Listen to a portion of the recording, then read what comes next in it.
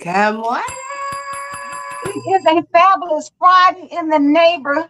If you don't know what I know, you better ask somebody because we are grateful to be here this morning. And y'all see, baby, we added another a beautiful face to the platform this morning. We are so excited to welcome Natasha Khan. Natasha, Good how are you morning. this I am blessed and I'm happy to be here. That intro it just had me jumping in my seat earlier.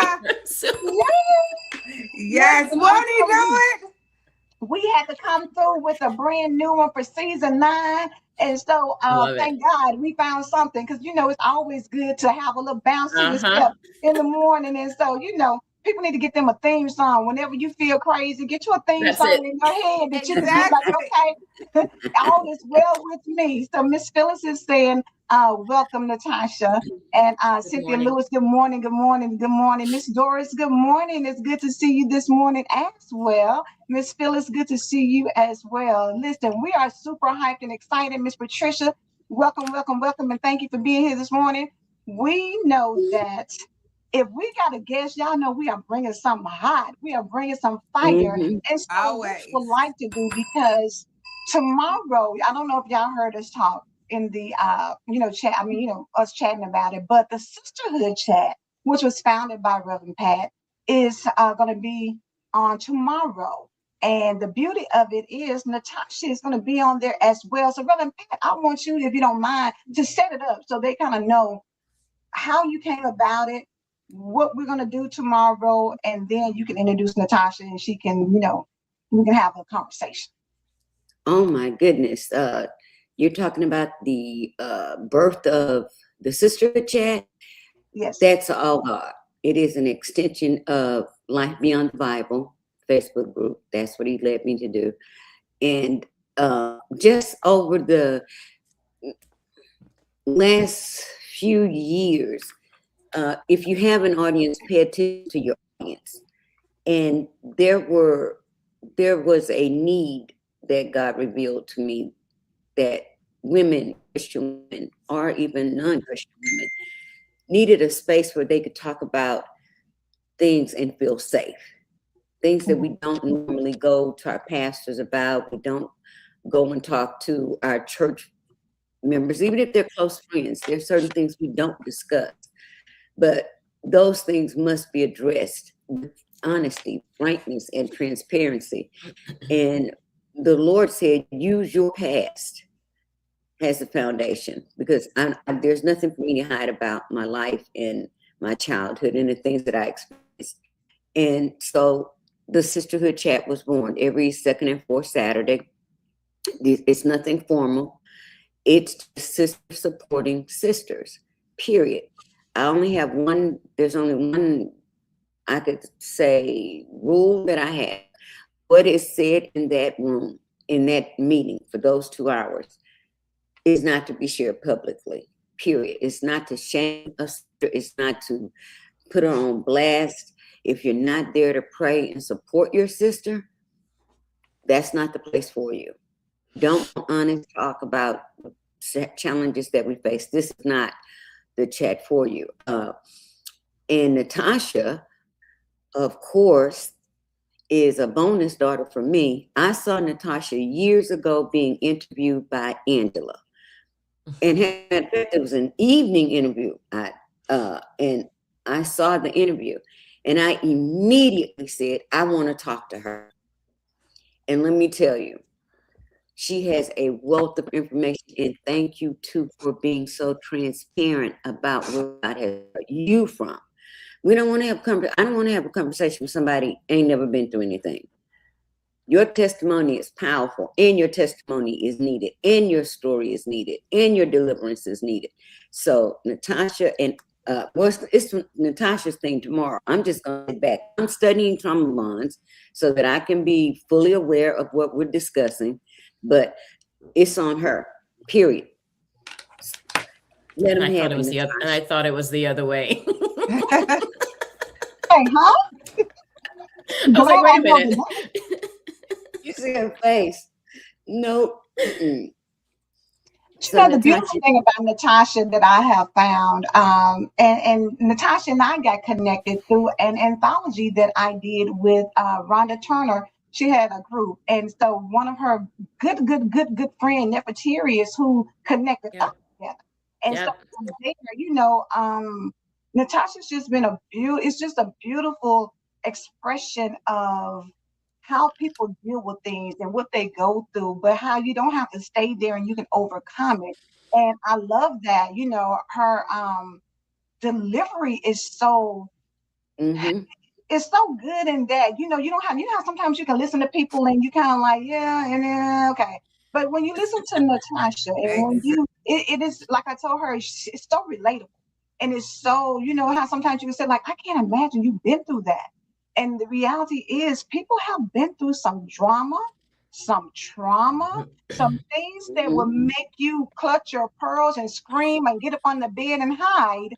But God, you're still here. Mhm. You're thriving. You have a beautiful family. You know, you are in practice helping other people. And I just love it because I feel like we all need someone in our life that can speak life into us and that can anchor us, but at the same time, not make us feel like we're being judged. Because for a lot of people, you don't share things because you don't want to feel judged. You don't want somebody to make you feel like Mhm. that was dumb, that was stupid. Even if in your head you're like, why would you go and do something dumb like that? The reality is, all of us are guilty of making decisions and being in situations that we never thought we would be in. And that's life. So, Natasha, we talking about how amazing and wonderful and great you are, but please share with everybody a little bit more about your background so they kind of know who you are. Well, first of all, you guys have so many nice things to say. I don't know if I should be smiling. I don't know if I should be crying. I don't even know how I should be feeling right now. So just thank you so much just for your kindness. Let me see if I can shorten it. I was born and raised in the Caribbean, came to the United States when I was about 12 years old. I experienced a lot of psychological, verbal, physical abuse prior to coming to the United States when I was 12.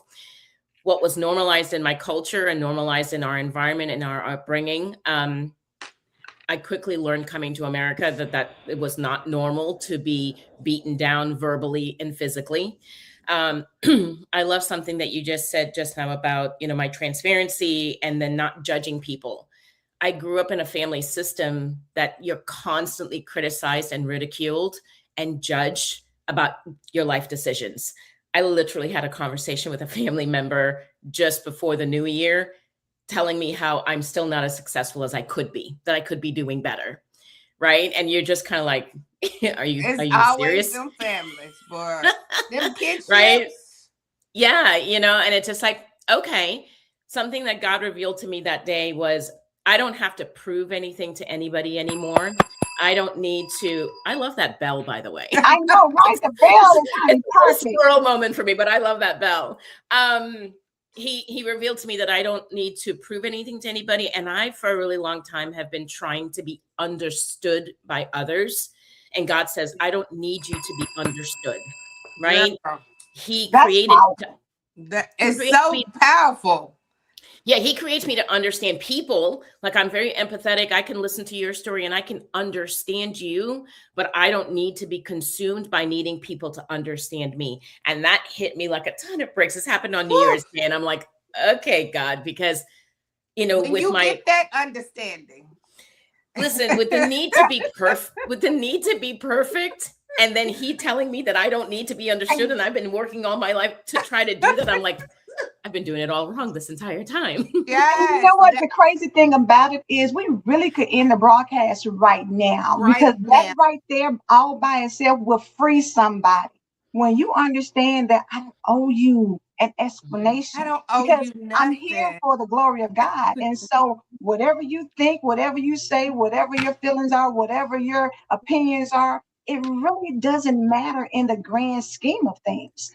Yes, you are You free like me, you to like me. express If you yourself. don't, you But don't. if you do, you do. If you don't, you don't. Well, in speaking about trauma bonds, Sparkle, what you said that I had that mindset toward friends, but I struggled with that with my family. I know exactly. I struggled with that with my family. You know, they taught you all your life, blood is thicker than water, and you gotta stick with your family, and your family gonna be the only one there, and don't nobody love you like your family. Well, I have seen some people love me a lot better than you ever.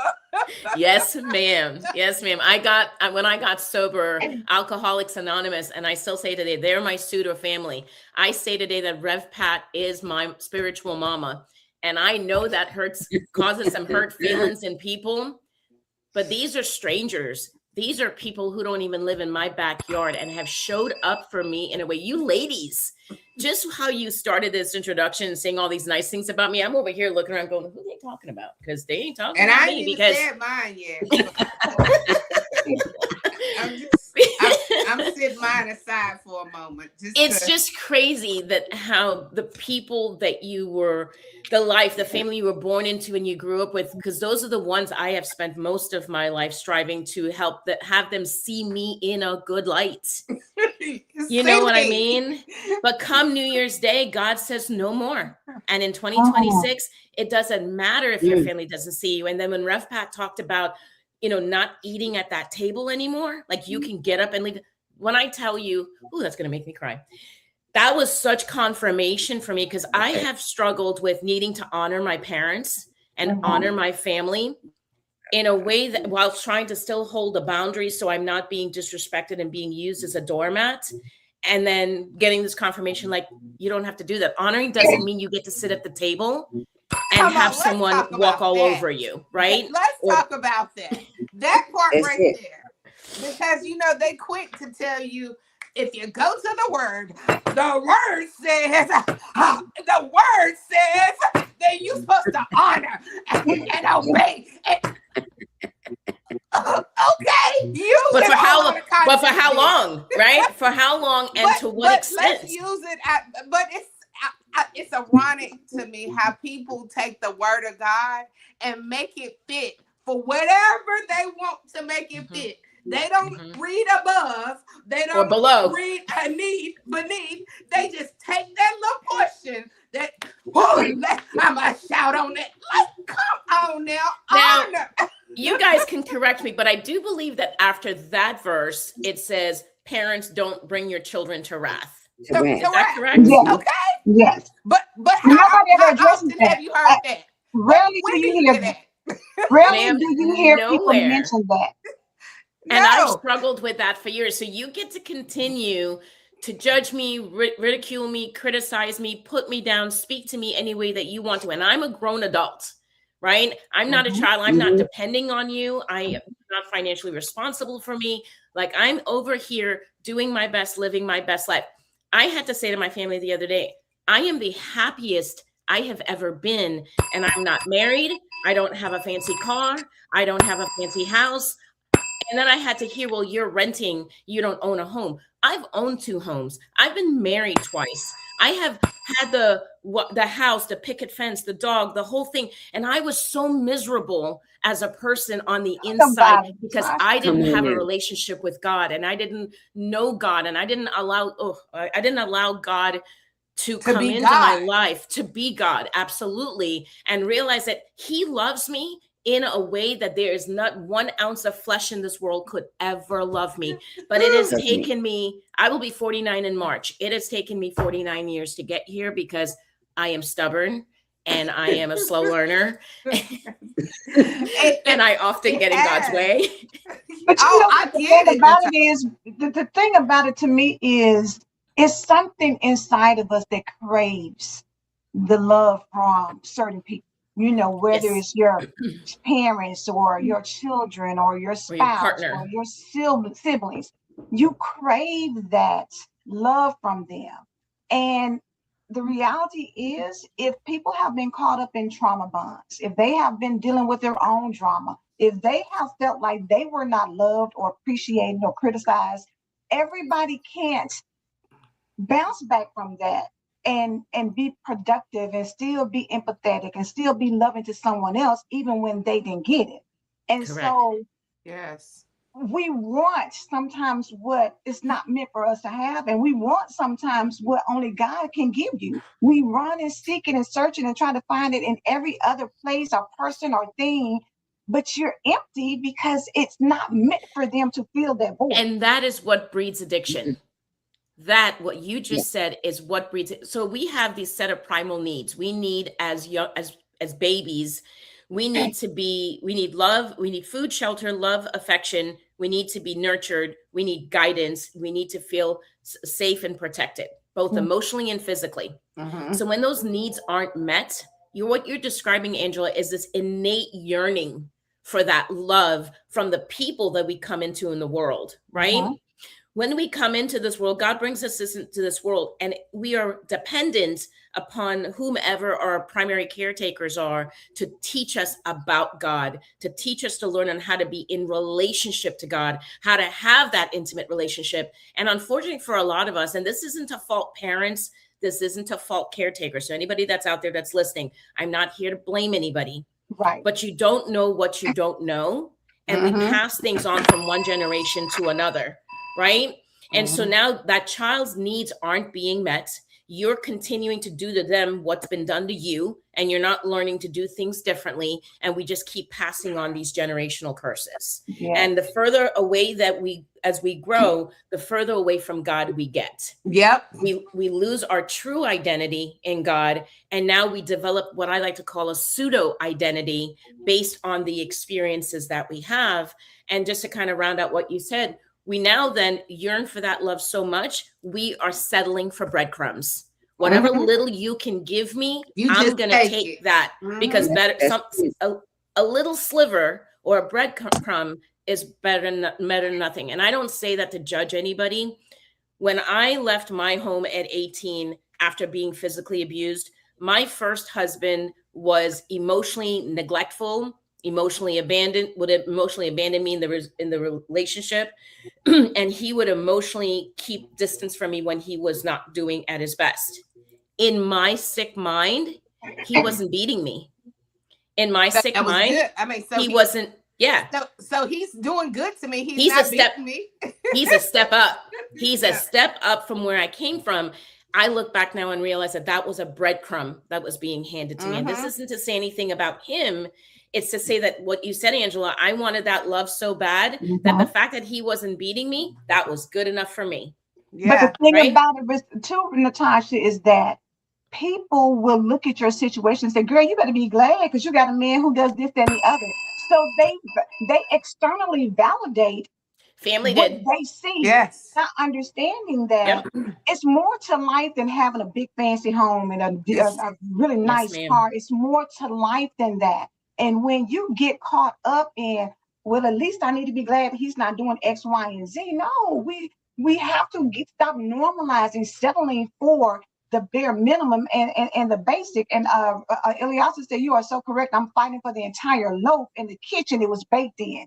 Because baby, I just cooked it. So if I cooked it, you can't give me no crumbs. When I sit there and labored it, you think you're going to give me the crumbs when I labor it? But I'm so glad that we're talking about the trauma. Trauma is not just what happened to you. Trauma is how you handled it inside of you. Amen. It's that inside that taught you. Because at the time when the trauma was being taught to you, you didn't have no language to it. You didn't know what to do with it. You didn't know how to handle it. You didn't know what safety was really like. Correct. You thought this is how people live. Like, this must you normalize it. Yeah, this must be normal. When people are sitting there cussing their kids out, like literally cussing their kids out, telling them how they are bees and you are no good this and you are like you're speaking that into them. And then when they get out in life, they're saying, this is who I am. I am a B-I-T-C-H. I am this, because that's what you put inside them. They didn't know to correct it. They didn't know let me erase that. It's learned behavior, right? People today talk about, my adult child is this, that, and the third. Okay, they were raised in your upbringing. You can blame the school system. You can blame the neighbor down the street. You can blame the kids on the block. White people. Right. You can blame them all, right? But at the end of the day, we have a personal responsibility within our households to take a closer look. Like, I'm not saying that children aren't going to go out in the world, myself included, aren't going to go out there and find ourselves being influenced by other things. Right. But what are you doing in your home? Because there's a personal responsibility there as well. And from what you're describing, Sparkle, it's not, you're not breathing life, you're killing the spirit within that individual, right? And when you weaken that godly spirit that we are born with, you leave room for the enemy to come in and have his will with your child, with that human being, right? And if that child is not grounded and centered and have a relationship with God, again, I deal with this every day with addiction. Addiction isn't just a mental issue, it is a spiritual issue. And that is something people do not talk about, right? For those of us who sustain sobriety, you will hear a lot about having had a spiritual awakening, right? And then developing a relationship, an intimate relationship with God, because we didn't have that before. Whether that's because we had religious trauma, whether that because maybe we grew up in a household where they were atheists and they didn't really believe, or in my household, they believed in a God, but what they said God is about and how they lived, what they did, was not in alignment, right? I was telling someone yesterday, I grew up around hypocrites. I grew around people saying one thing and doing something else, which brought a lot of confusion in my life. But that is what breeds my transparency today. Yeah. What you hear and see in me, I am like that anywhere I go. And you're either going to like it or not, because I grew up around people pretending to be one thing when they're not. So say this real quick, Natashah, to address something that we're even not talking about, which is funny because on YouTube we have a lot of people who come in and they have a lot of things to say. And the reality is, when you're and Reverend Pat, I know you go in and you try to, censor it and all of that. But at the end of the day, you're on here because you need to hear this word.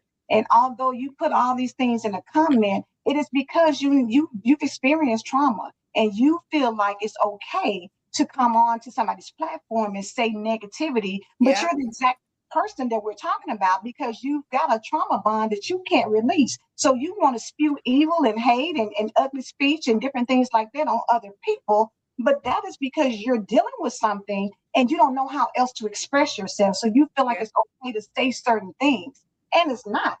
And so the thing about it is, we won't give you attention, but we want to let you know that when you're hurting, seek some help from somebody who will listen to you and understand where you've been and what you've been through, so that you don't feel the need to come on another platform and say some of the things that you say. You're here because you need to be here, because you need to hear what's being said. You may not realize it now, you may not understand it now, by circumstance, but it's not by exactly. You are here for a reason and a purpose, and whether you think it's nice or ugly, or we need to be in the kitchen, or shut up, and you want to say ugly things, you can do it because people do it all the time. But if you feel good about what you do, then you need to talk to somebody and seek some help so that you can become a better person internally who doesn't want to do that, because I guarantee you don't want it to happen to you. If it's happened to you in the past, you shouldn't pass it along. You should stop the book and figure out, what do I need to do to heal from the trauma bond I've experienced? Amen. Yes, exactly. And we ain't gonna give it a lot of attention, because attention is exactly what it needs. Thank you. That's why, Angela, you slimmed it up real fast. We're not gonna give it any attention. Natashah, I wanted to ask you something, because we're all created in the image and likeness of God. So we are automatically, internally, whether knowledge or not, connected to him. And he instituted the family. So I'm sitting here, I'm listening, I'm thinking to myself, for those of us that did experience trauma in our homes, whether it's from one parent or both, I think why it takes us so long to recover is because if it's a parent, it is spiritual bond ties us to them, that keeps us wanting what they're never going to give us, wanting what we're never going to receive. Because of how we're created, that is the one relationship that is more traumatic than a lot of them. Because even if I was abused sexually, oh, can we say that on Facebook? Even if I experienced, guess what? It's even worse if I can't go to a mother or a father and pour my heart out. If I'm in a situation where it's domestic violence and I don't have a parent, a mother or a father to go to, because that bond has been broken in some way, it still finds its way into my life in different areas. Does that make sense? That's how it's coming to me. To me, 1,000%, I agree with that. But it takes something.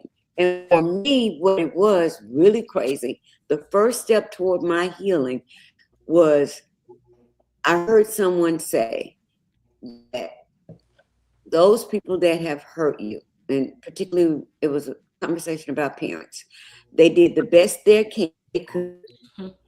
And what we have to do is stop expecting them to do more than they can, accept that they did the best that they could, maybe it was because of their background, their growing up, whatever. But the first step in understanding how to release that from you is to understand they couldn't give you any more than they had to give. And what that did was kept me. Now now I understand. I can't keep looking at this person and wanting something they can't give me. I got to accept that this is who he is and love him anyway. Am I explaining that correctly? Does that make sense? 1,000% to me, and for people that are listening, and I'm just now reading your comments, so I know understand where Angela was coming from. Let me make myself clear to everybody out there that's listening in cyber world. I'm the kind of person that I'm going to share you my experience, and you're either going to like it or you're not. I'm like caviar. I'm either something you're going to love or I'm going to be something that you hate. If you hate me or you don't like what I'm saying, it's because you are not listening carefully. So to tie into what Rev Pat just said, and I said it earlier, I am not here to blame anybody, and I'm not here to blame parents. I love my parents. I have an upcoming book that's coming out, and I talk about my relationship with my parents in the book. And I gave my parents a heads up that despite everything that we've been through, you are my parents. God gave me to you, you and gave me to each other. I love you. You didn't know what you didn't know, but that is not going to stop me from expressing how the relationship affected me and how it impacted the decisions that I made in my life moving forward. That is nobody else's fault but my own. I have to take responsibility for that, but it's rooted in something. So just because I'm identifying what it's rooted in doesn't mean I'm placing blame. We live in a world where we want to point the finger at someone and say, it's your fault. It just happened because the reality is my mother comes from trauma. My father comes from trauma. It is not something they ever talked about in our culture and in the generation in which they came from. They pretended like they just kind of grew up in a bubble and everything was fine. It wasn't until I got later into my 40s, I learned that my parents are human beings and had trauma themselves. They just hid it from their kids.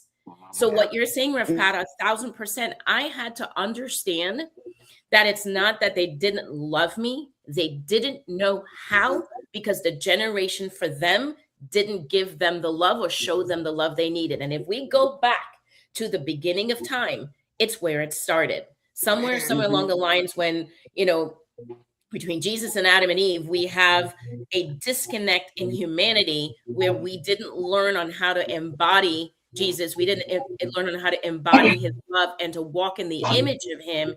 And so therefore we are passing on this dysfunction. Yeah. Right? So I agree with you. It's spiritual. There's a spiritual tie, because that's the first relationship. The very first relationship that we have is with our mothers in the womb.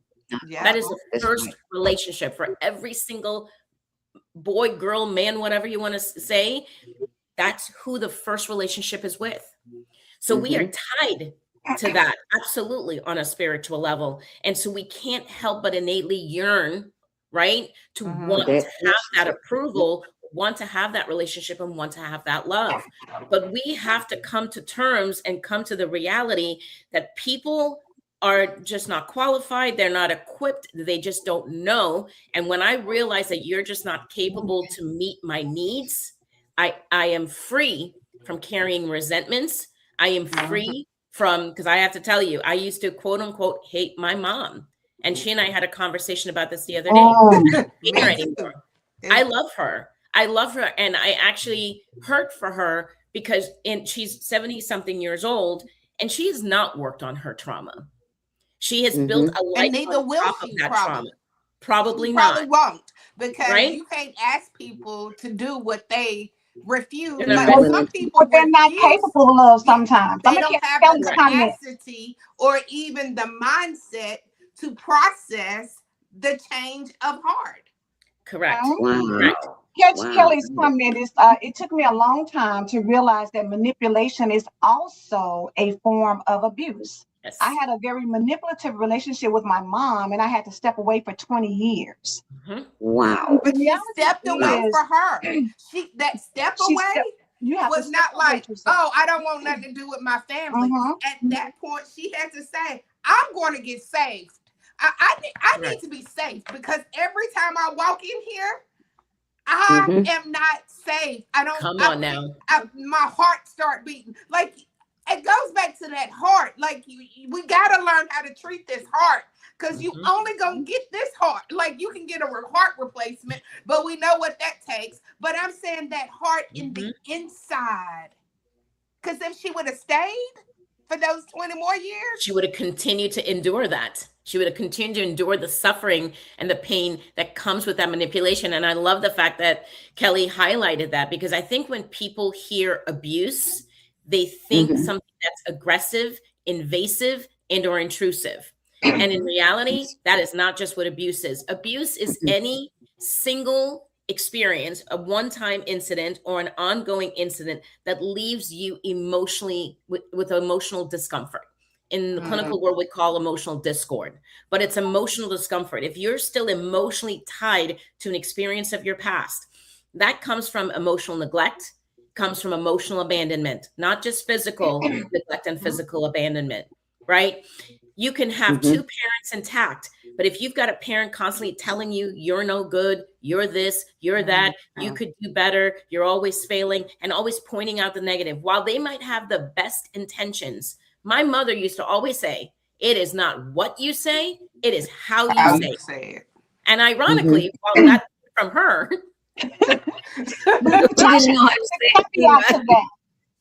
caveat to that, as much as we say about people who speak to us and say, oh, you could have done better, or you got a B where you should have got an A. I don't understand why, you don't apply yourself. But on the same flip side of that, when people emotionally abandon you, when they don't talk to you, when they don't give you hugs, or they don't say great job, or they don't, when you're silent, when you're like, hey, I did a great job, okay, and they dismissive, that creates that has effect in that child as well. So you gotta be real. It's a thin line, because as much as you may have said, oh, well, I don't cuss my kids out, I don't talk crazy to them, but if you don't ever say anything, if they come in and say, I had a great day, and you say, well, you know what, I got a headache right now, so just go in your room and be still.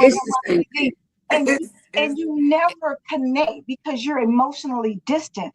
That's another level of abuse. And even though we don't want to admit that, because you think, I'm not doing anything, I haven't said anything to you, I didn't make you feel bad. Yes, you did, because you weren't there. And as a child, you don't know how to process that. So as an adult, from years of never having anybody, you didn't feel seen, you didn't feel heard. And when you become an adult, you start blending in, because you feel like, if I do too much, they're not going to love me, they're not going to accept me. So I just want to just sit here and not be seen or heard, and just hope that, And that affects the next relationship that you encounter. And then the next one. I'm going to say mine for tomorrow, Natashah, but I do want to say, Angela just hit on a point that we very rarely talk about. I had both parents in the home. My parents were married 52 years. And I did have a parent who never, ever acknowledged anything that you did. Anything. It was as if you were there. I wrote a note to myself one time, and it said, my father is in the home, but he's gone. If that makes any sense. My father is in the home, but he's gone. Because there was no emotional presence there. There was a physical presence there all of my life. But emotionally, no. And I think that's something that we don't talk about. We always talk about the parents that are in the home and how great it is to have two parents. But you can have two parents in a home. And if you don't have one, thank God I had a mother that was balanced, and she was a Christian woman who knew how to love her children through their childhood. We'll talk about that tomorrow. A mother that loved us through our childhood and how we and before we go, let me ask you something. I have 8 brothers and sisters. In our childhood, all of us in the same house. We've never been separated. We've never been one living with an aunt or a grandma. No, we were all in the same house. Tomorrow, can we discuss how 9 kids could be in the same environment and at least half of them come out with a totally different experience? Totally different. There's still trauma there. They just experienced the trauma differently because it has a lot to do with stages. Yeah, it has to do with stages of development and how old they are. So my sister and I are 4 years apart. And when we tell stories of our childhood, it is like night and day. And she's like, I don't know what you're talking about. I didn't experience that. I said, yours is called denial. I said, because you won't accept the reality of what it is you experience. But her perspective, her mindset on how she was seeing the experiences there's a 4-year difference in development mentally. Perception is a lot. Also to how children, I think Dr. Sparkle said it earlier, on how we are receiving what we're experiencing, how we are taking that to heart. Everything that you ladies have talked about today ties to addiction. Addiction is not about drugs and alcohol. Addiction is about emotional disconnection, right? Trauma causes emotional disconnection within the individual, which then leads to emotional disconnection in relationships with others. If I had the opportunity to evaluate your other siblings, you will find that there's emotional disconnection with them as well. And how that pans out in their relationships will, although it looks different, they're still reacting from a trauma place as well. It didn't miss that. That's so good. That's so Y'all good. have to get registered for tomorrow. I know. I'm going to say, honey, if you haven't get it, let me see, who is this? Oh, Kelly. She said, after the 20 years of separation, my mom wrote me a letter apologizing, but also taking responsibility for her actions. She asked for forgiveness, and I granted her that. When she passed, we were back to having a good relationship. Whenever one of us started going backwards, we would remind each other that we have grown and we don't need to travel. I'm sorry, that bumpy road anymore. When you forgive, and you can stay. I'm sorry, when you forgive, you forget, and you can stay. We aren't going to go back there. Stand on your forgiveness. That's right. No, that's right. Yeah. She said, stand a beautiful thing to say, to stand on your forgiveness. That right there.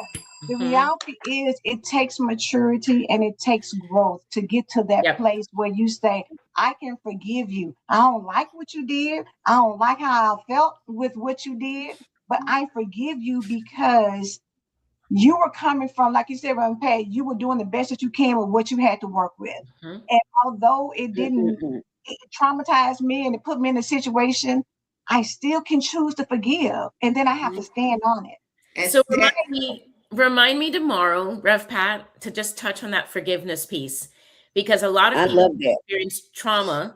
They're like, well, I can't forgive. Forgiveness is not about the other person. It's so about you. is about you and you releasing yourself of the emotional burden that you carry as a result of what's happened to you.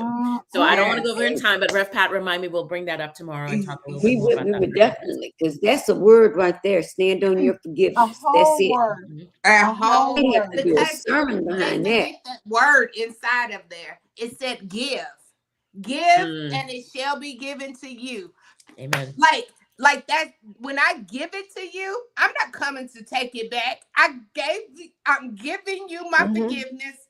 And And move what on. has happened, that past right there, I'm not looking back there. It's over. But Natashah, like always, I'm gonna tell out a secret, y'all.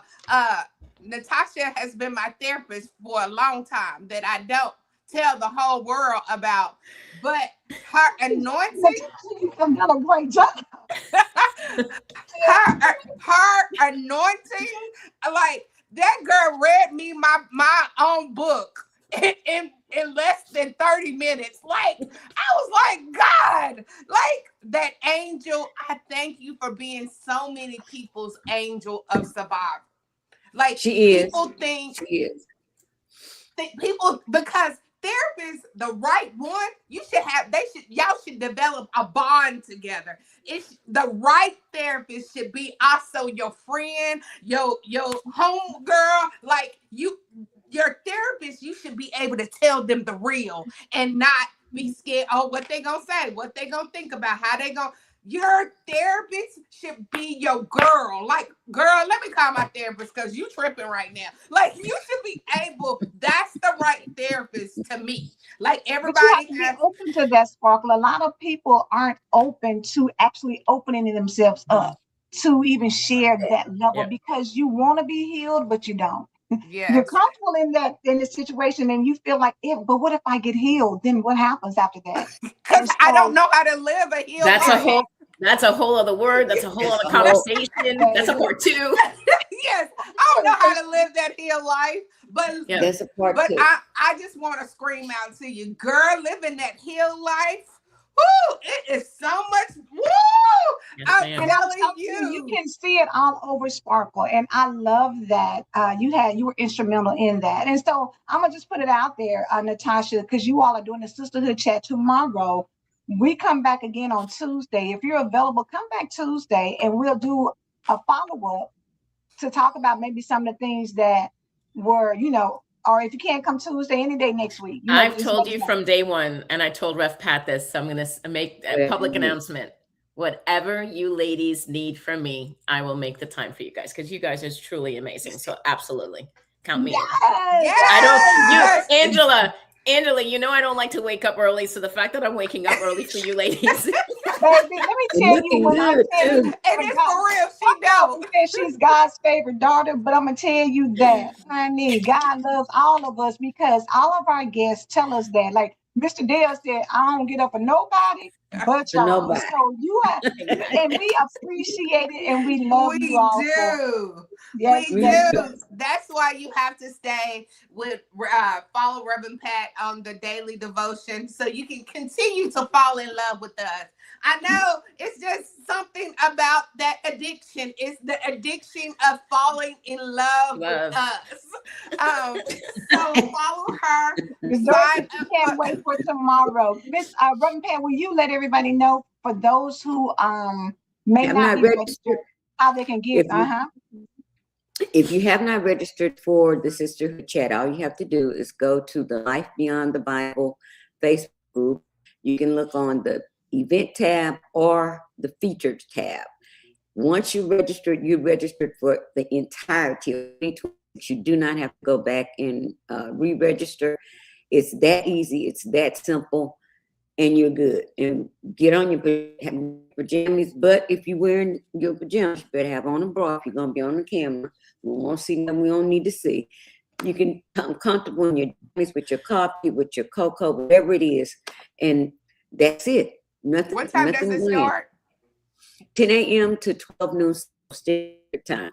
10 a.m. to 12 noon. And Okay. if there are women that need to stay over, I will stop it and still stay on. It doesn't matter. that day, those Saturday mornings to the afternoon are for the sisters, period, for me. So that's it. That's all. I gotta Come on and get your chat on. I'm telling Yes. y'all, because sometimes you don't know what you need until you show up and get it. And then you realize, wow, I needed that. I need it. Exactly. Okay, let's go. Let's go, God. Let's go. Let's go. Let's get out of here. Have a fabulous weekend. And in your having, don't forget that you believe God. You believe God. Do you believe God? We We do. believe God. Believe God. We will see you with Oh. Reverend Pat, and we will see you back on Tuesday. Have a Bye, guys. Have a blessed day, y'all.